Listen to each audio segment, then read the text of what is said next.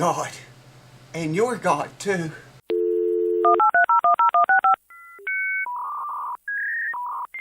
I swear, man, I swear up and down that was not me that you saw. It wasn't me.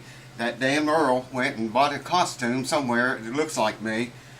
And he's here. I'm telling you, he's here. And that was him trying to make it look like me acting like that. The same clothes. He somehow knew what I was going to wear tonight. I don't know, man. I have to talk with that dude. Have to talk with him. What are we doing today? We're going to got one more video on this Fender Strat neck with the Biflex truss rod system. That's all done and finished now.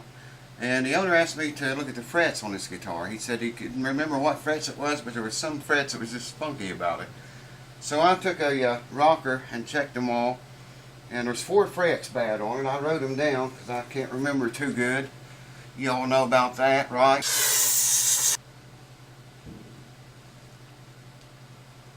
So I wrote it down, and it's frets 4, 6, 9, and 11. I have here the fret rocker rocked on them. So that's what we're going to do today. We're going to go check them again, and I'm going to teach you how, if you only have a few frets on your guitar that's fretting out or buzzing or whatever, I'm going to show you how I do it anyways, without having to level and crown and dress and polish and go through all that long routine that I hate so bad doing, because it's doing all the time, man. I'm going to show you how to do selective frets, let's put it that way. So stay tuned and come closer. Come on over, man. Get a seat, get something to drink, some of your favorite munchies, and let's do it!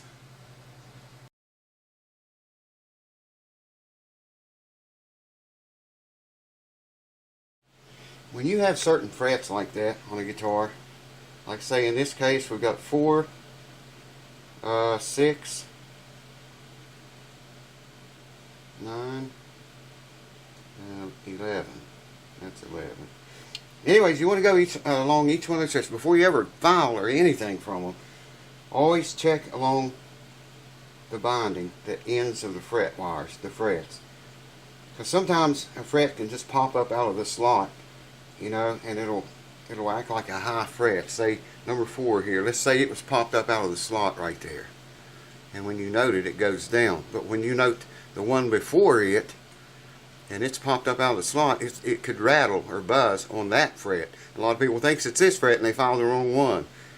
Many times it'll be the one past or higher than the one you're actually noting on.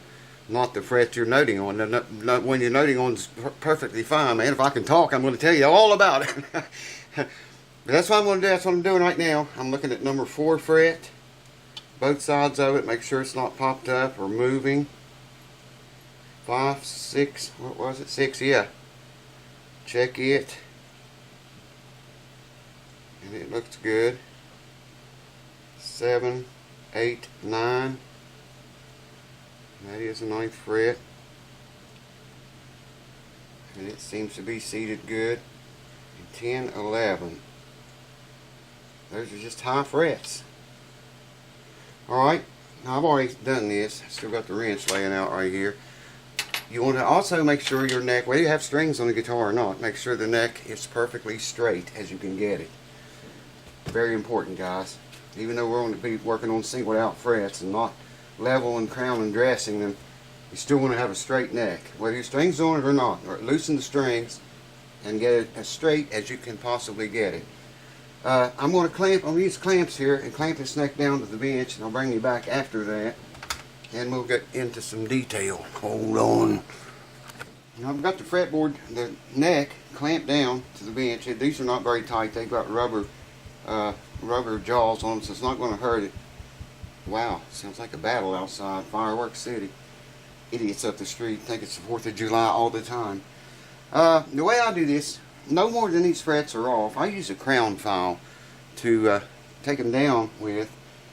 This is a StewMac crown file, diamond grit crown file, and it's got 150 grit. This part right here is 150 grit. You use that, pull it out, turn it around, stick it back in, and then you move up to 300 grit. And then we're going to go to sandpaper. Now we're only working on those 4 frets are all. I want to make sure I'm on 150, yeah. They're not off very bad, man. I'll show you here. I don't know if the camera will get this with all the noise in the background. 1, 2, 3, 4. That fret right there is high. Or that's the one I have wrote down. You hear that? When you get up around the 4th, 5th, and 6th strings, it's flat. See, it starts right there, right about above the 3rd string, 2nd, and 1st. So what I do is just take a crown file, and we're going to concentrate more on this area right here. You know, I'll maybe take a tiny bit off there, but I want to focus on this area down here more than anywhere else. And it don't take very long with these files. I need a paper towel, but that's alright for now, I guess. I want to do things a certain way. That's just almost got it right there. That little bit. That's what I say, man. If you get into this and start buying files and stuff, get diamond grit files. You won't regret it. I promise. I promise you won't regret it.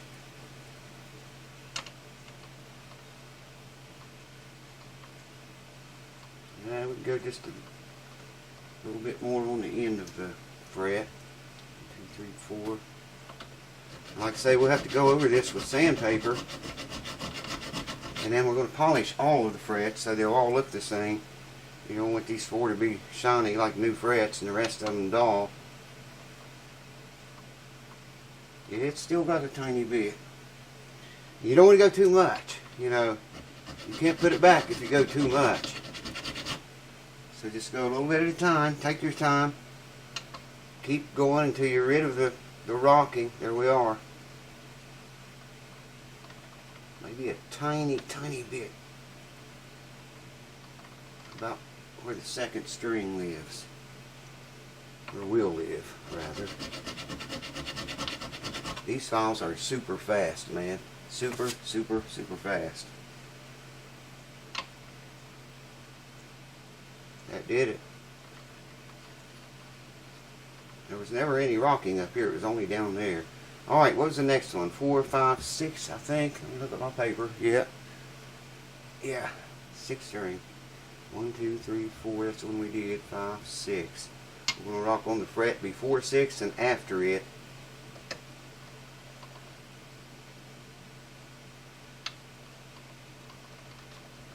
I hope the camera's getting that. That one's not very bad. 1, 2, 3, 4, 5, 6. And it's on this bottom half, just like the other one was. I don't think it's even quite the whole half of the file, or the fret.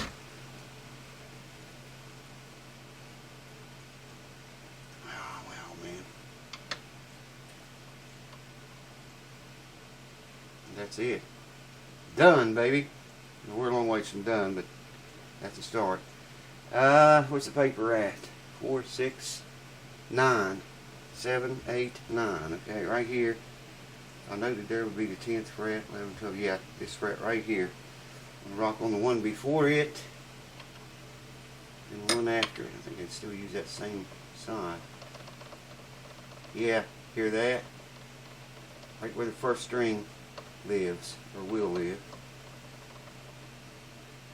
And that's all.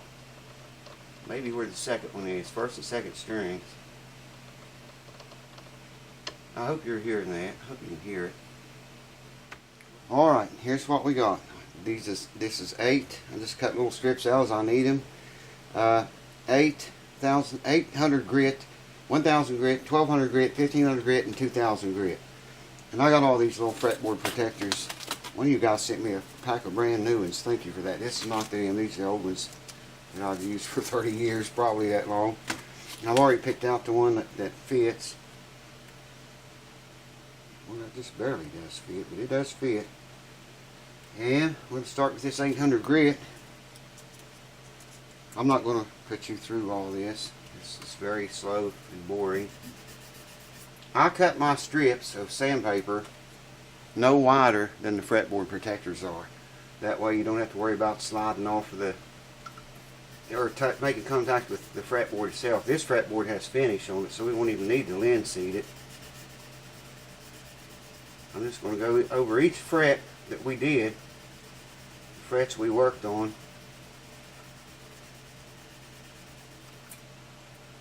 Four, 6, new place on the paper here. Yeah, you go over each fret we worked on with each grit of paper one at a time.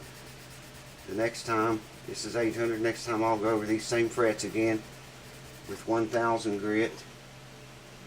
6, what was the next one? 9, 7, 8, 9. Find a new place on the paper. People talks about putting a rubber band around that. Well, yeah, that works. It's good. I just never really needed to do that. I just like to hold them in place with my other hand. When it works, when that hand works, it's pretty nice. I can hear that biting in, man. It's really, I can see it. The light reflecting on there. That's 9, 10, 11. Find a new piece of paper here.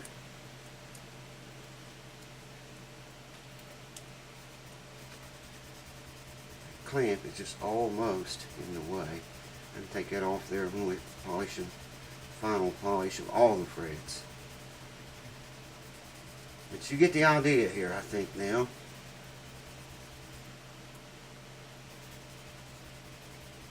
See, now I just go with the next one, which is 1000. Go over all the same frets once again. The semi-chrome will make all of the frets look the same then. They'll all have a nice crown on them. They're all flat, and you didn't have to pay for a leveling, flattening, re-radiusing, and all that jazz.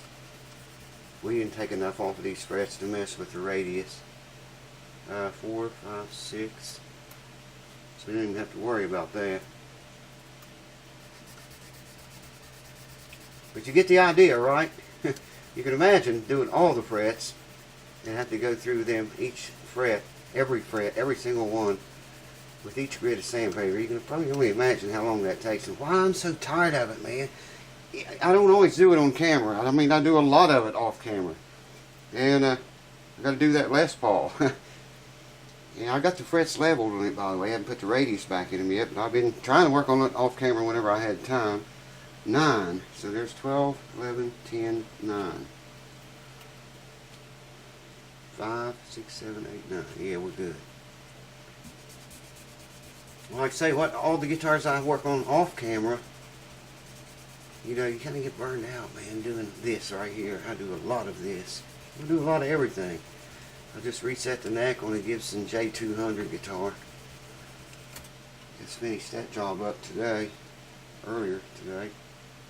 Came out nice, man. Guitar plays like it never played before. I think the owner's really going to be happy with it.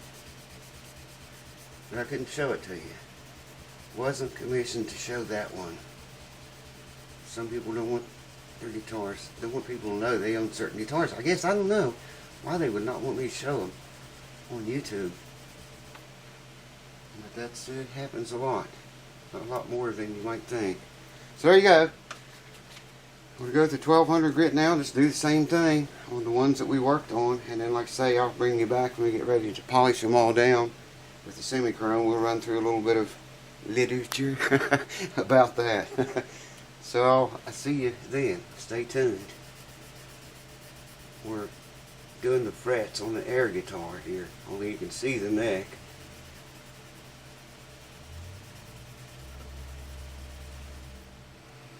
Here comes the slop.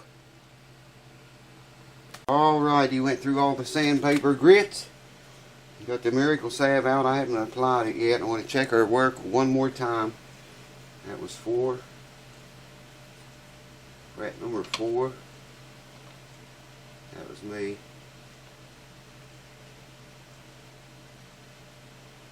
5, 6. Well, those frets look dull compared to the rest of the frets on the guitar right now. 7, 8, 9, fits, just barely.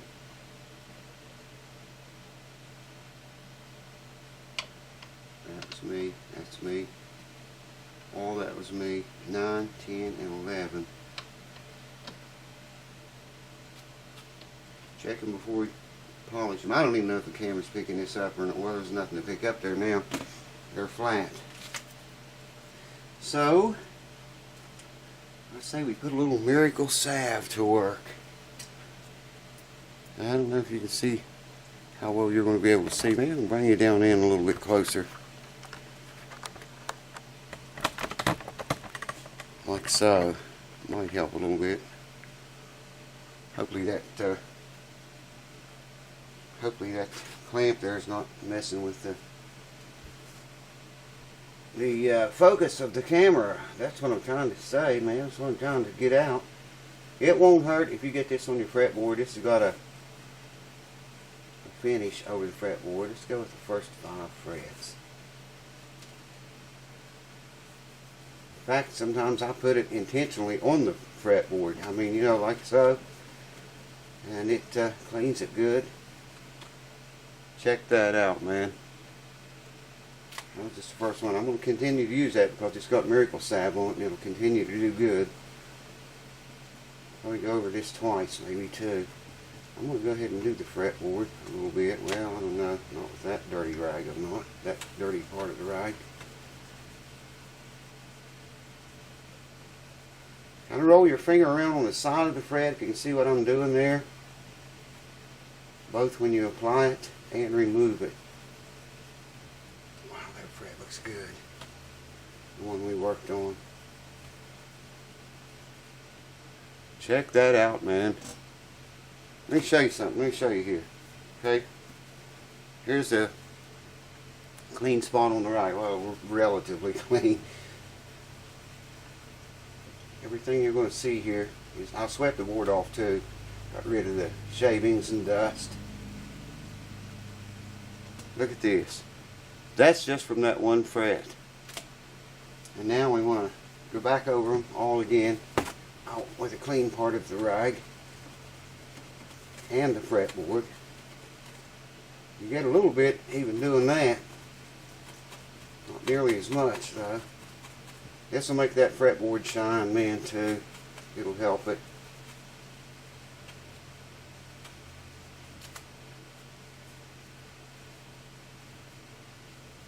Any gunk on the fretboard it gets off. Just leaves nothing but beautiful finish.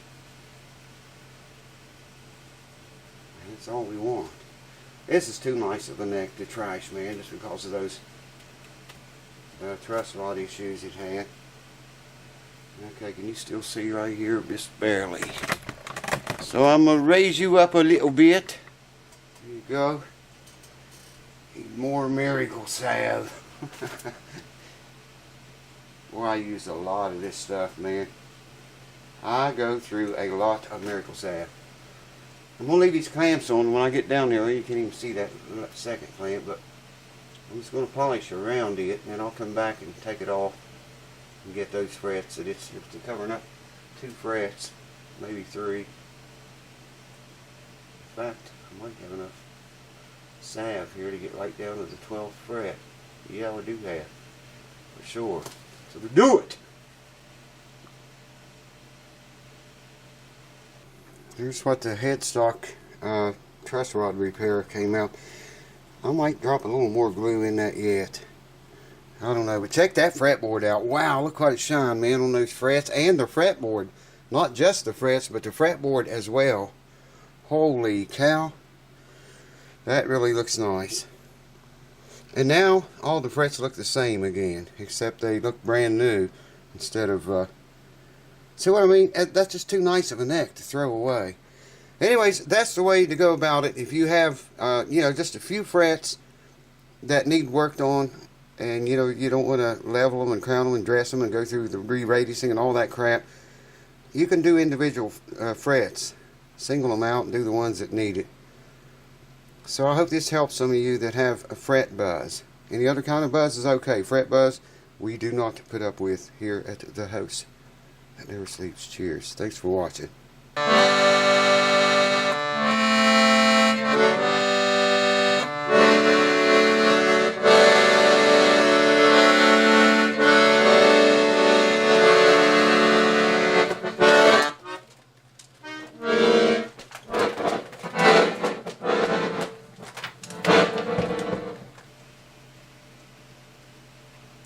no rocking anywhere. See how my fucking hands wants to draw up, man. Sometimes it's one hand, sometimes the other, sometimes it's both.